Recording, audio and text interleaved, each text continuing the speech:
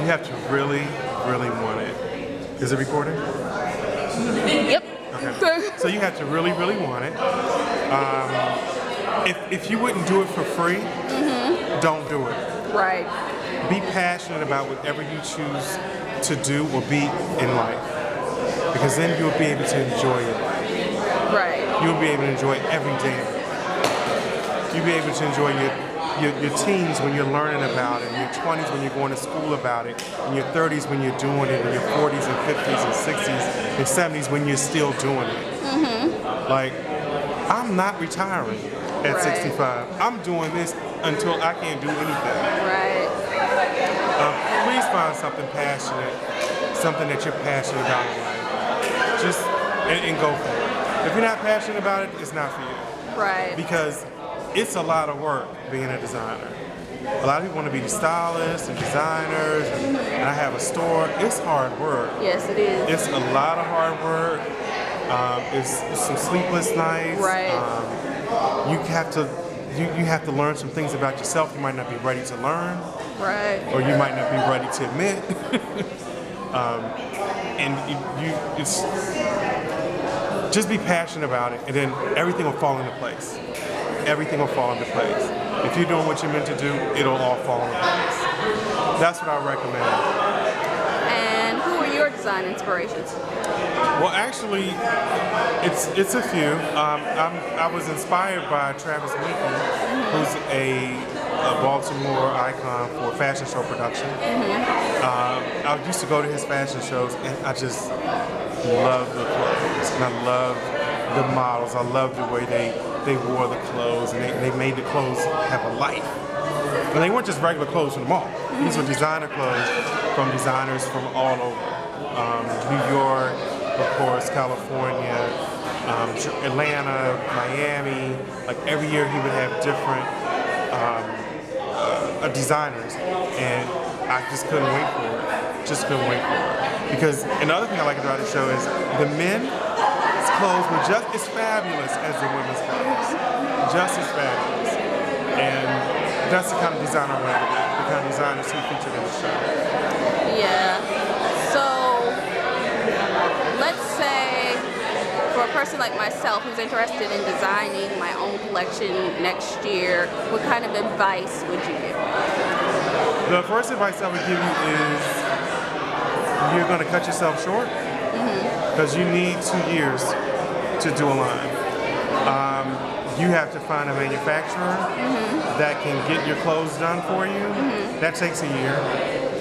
And then to get the designs that they want and the fabric sourced right and properly, it takes another year.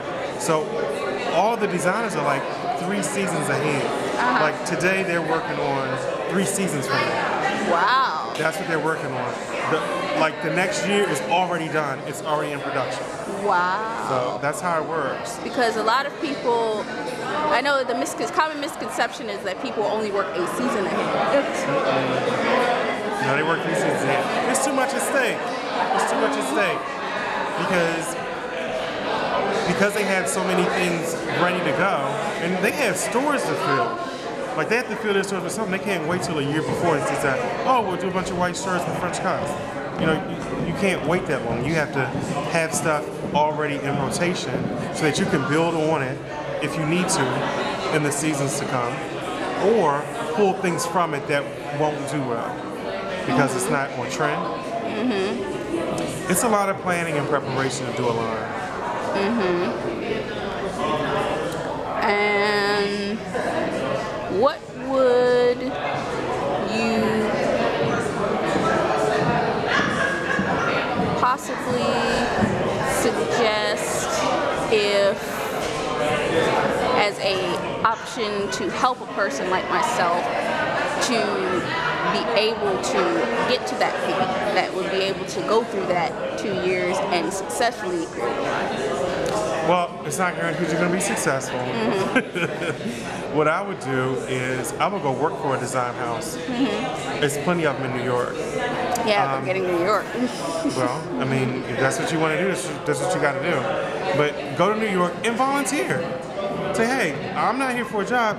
I want to learn. I want to do an internship. Or whatever you need done, I want to do it. And in a year or so, we'll see how things work. But I'm really interested in the fashion industry, and I really love your line of clothes, and I'm just here to support your business. They're not going to tell you no. They're not going to tell you no. And then you can get in, and you get in where you kind of fit in. And you might not be designing, but at least you can see how things work and the kind of personnel it's going to take to put a line together, the kind of time it's going to take to put a line together, the kind of budgets it's going to take to put a line together. Because you need to know all that before you do it on your own. Because there's a lot of surprises out there. The thing that we got to remember is just because it's your first time doing a line, they've been doing lines of clothes since the 30s or 40s. So it's generations old, and it's generations of people who are in place because of their lineage, and they already know how things work. They already have the resources to get fabrics at better prices and manufacturing done earlier, and so they already have advantages over you because they've been in the industry for so long. And it's important to get in the industry and find it out for yourself, so that you can make whatever your circumstance is work for you, because you got to be successful, because at the end of the day it's a business. Right. Well, it was a pleasure talking to you. Thank you. Thank you for the interview. Yes, and I would love to cover your show on Just send me an email, and we'll put you in the press. Oh, thank you. So, for Scarlett Jocelyn's Fashion Forward, this is Taj McCameron and Earl Bannister, www.ebanister.com. all right. Thank you.